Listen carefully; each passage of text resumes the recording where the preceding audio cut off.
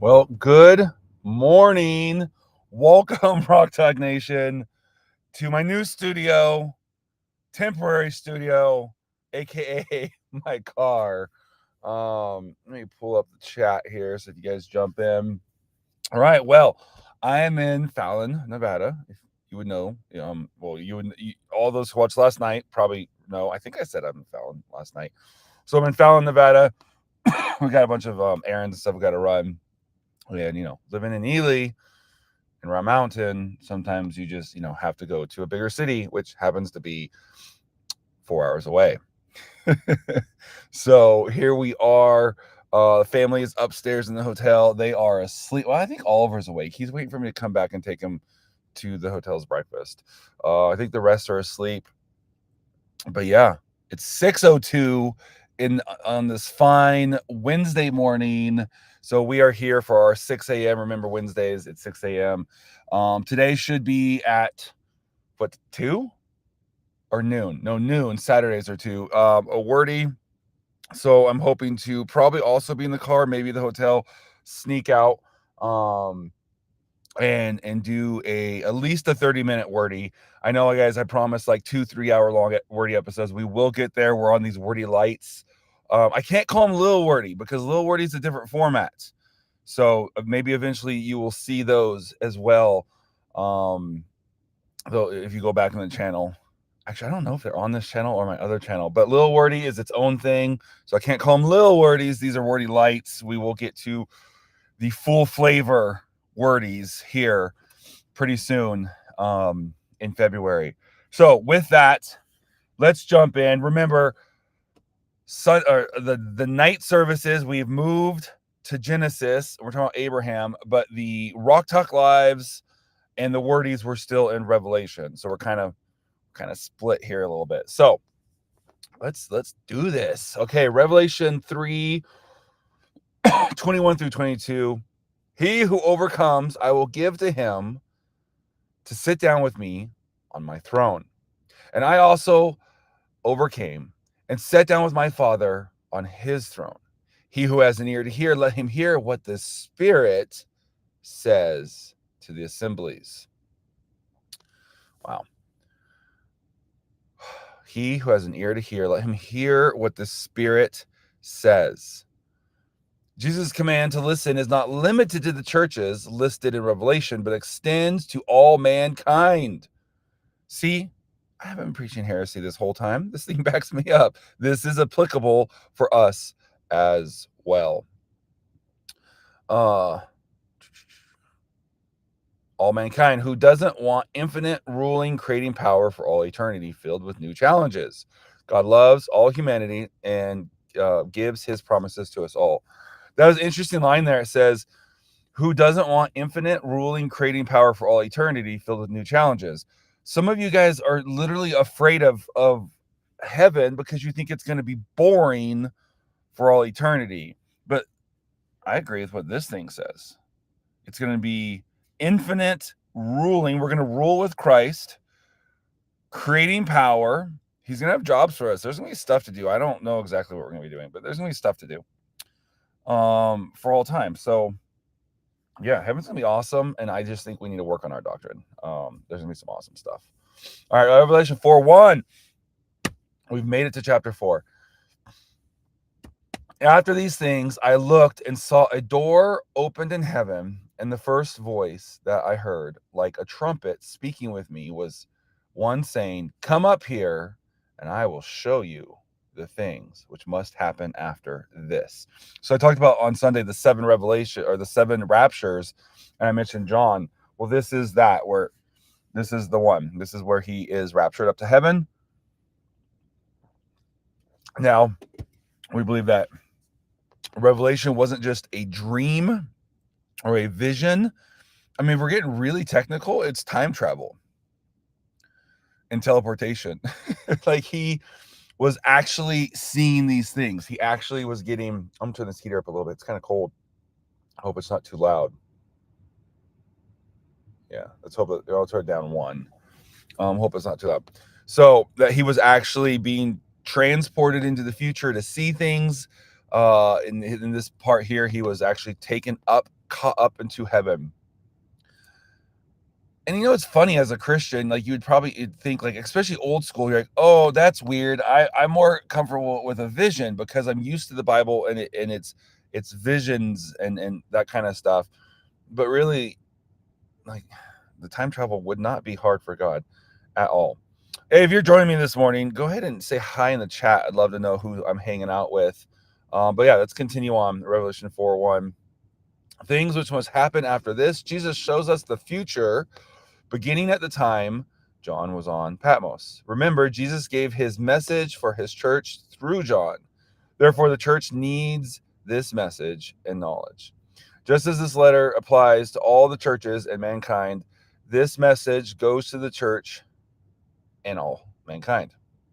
I mentioned at the beginning that there's kind of two schools of thought so John's writing these and then it's sent to the angel over the churches. And I said there's two schools of thought. Some believe it would be an angel over the church, and some would believe it would be the pastor over the church. So I was talking to my dad the other day, and this was actually unrelated, but he mentioned it. And it's funny, I don't think he knows I'm teaching through Revelation, because he started telling me some stuff from the letters to the churches.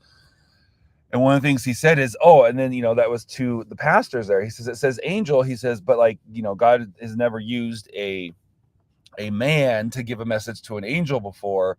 So it's got to be that it's the pastor. So I said there's two schools of thought, and there is some insight into one of those schools of thought, that those are the pastors over the church, not the angels. I don't know why I said that. I think because of what was just said there, but it made me think about it, and I wanted to share that. All right, Revelation 4:2. Immediately I was in the Spirit. Behold, there was a throne sat in heaven, and one sitting on the throne. Behold, the throne was set in heaven. There are no thrones in the atmosphere, nor outer space. So this vision must be of the third heaven, where God rules. We must be careful to orient our thoughts to each shift of location in Revelation to properly understand what is happening in each vision. Like other prophetic visions, the point of this the point of view shifts frequently and abruptly, as it does here. So we see, big difference here. He's going from being there on the island to now he's in the throne room of heaven. That looked like jasper. That looked like jasper stone and a sardis. There was a rainbow around the throne, like an emerald to look at. Okay, I'm gonna break a couple of these down. I don't remember Sardis stone, so I can't give you too much detail on that one. When we went through the Church of Sardis, I didn't teach over the part about the Sardis stone. Tristan really went into that with Round Mountain. I kind of skipped over that. And then I have it in my other notebook.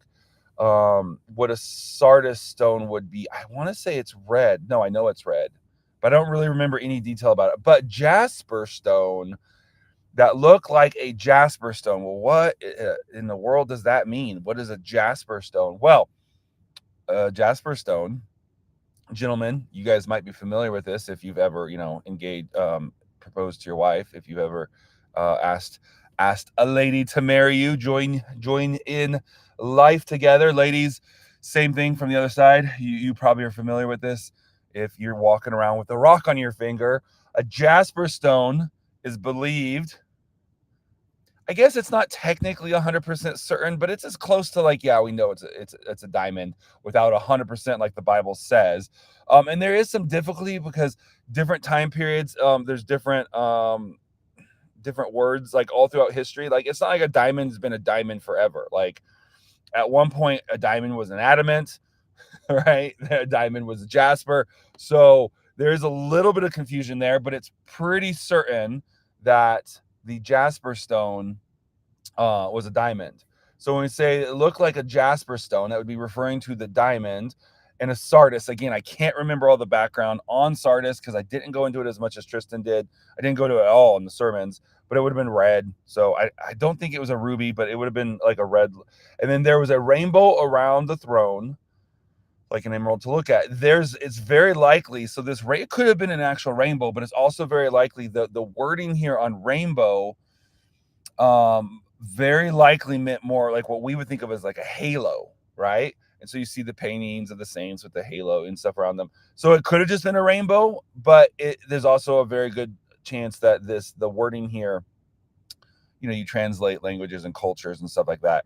And that expression, rainbow, probably was closer to what we would think of as a halo than an actual rainbow. Maybe the halo was rainbow color. I don't know. Let's keep going. Sorry, just diving into some. There's like so much that you study that you just can't come out in a sermon, which is why we do wordy episodes, which we will then get into. I will talk more about the Sardis Stone in the wordy episodes. All those things I skipped, don't worry. We'll get to that in wordy. All right, there was a rainbow around the throne. Like many symbols in the book of Revelation, the rainbow is explained elsewhere in the Bible, way back in Genesis. This is why we're doing these two together. Genesis 9:12-16. God said, "This is the token of the covenant which I made between me and you and every living creature that is with you for perpetual generations. I set my rainbow in the cloud, and it will be a sign of a covenant between me and the earth. When I bring a cloud over the earth, and the rainbow will be seen in the cloud, I remember my covenant, which is between me and you and every living creature and all flesh, and the waters will no more become a flood to destroy all flesh." This is why the flood had to be a global event, not a local event, because if the flood was a local event, like some believe, then God's a liar, because he says he'll never do it again, and we have local floods all the time. So it has to have been a global flood, and there's a lot of other reasons too. The rainbow will be in the cloud. I will look at it, and I will remember the everlasting covenant between God and every living creature and all flesh that's on the earth. So God, now out of Genesis. So God has a rainbow around his throat to remind him of his covenant with Noah and mankind. That's another thing I think is interesting that used to, when I was like a teenager, used to bother me.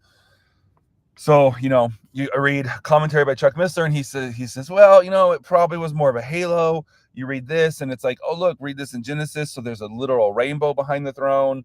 It used to bother me when I'd read like different commentaries like that with different views, but then I kind of like that, because it's just the idea of like, digging into the Bible and little things like that. Listen, like, no one's losing their salvation because they either believe that there's a halo, there's a rainbow. Like I said, maybe it is a rainbow with the multiple colors, and it's more of a halo, but little things like that's fun to dive into. We'll get into more of this in a wordy episode coming up, but like the back to the stones are interesting because you've got the different stones that are on the priest.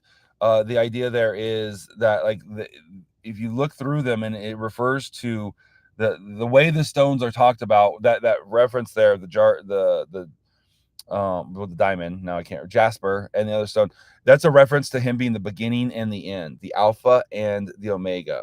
So kind of interesting. It's always fun to get into like different people's perspectives on things, and we'll get into this at some point in a wordy episode. But again, the commentary on Chuck Missler, he talks about how the reason they say holy, holy, holy is because they're acknowledging the Trinity. I kind of lean towards it's a grammatical punctuation, and so there's different things, so it's kind of fun. So we'll get into some of that. But yeah, so there we are today. That is today's Rock Talk Live, coming in right at 15 minutes. I will see you guys later today. It'll be for a wordy episode. Like I said, it might only be like a half hour, it might be an hour and a half, it might be 2 hours, who knows, because I am going to have a period of time today where I will have a little bit of free time, so I might be able to jump in and really dive in. So with that, you guys have a blessed day. Lord, be with them, bless them, and bring them back for wordy. I'll see you guys later. Bye.